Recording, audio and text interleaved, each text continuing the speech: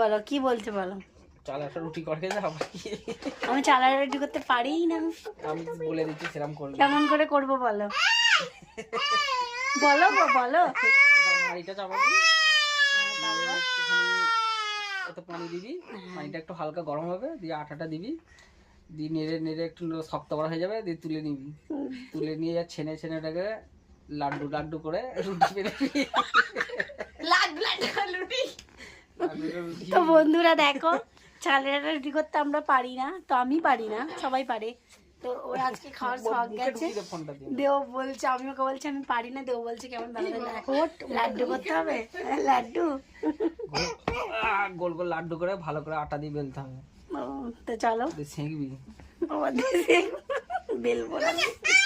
মাটির তাওয়াতে সেঁকবি।